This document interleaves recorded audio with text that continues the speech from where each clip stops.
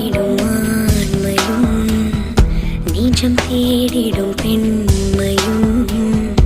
ஒரு போர்வையில் வாழும் இன்பம் தெய்வம் தந்த சொந்தமா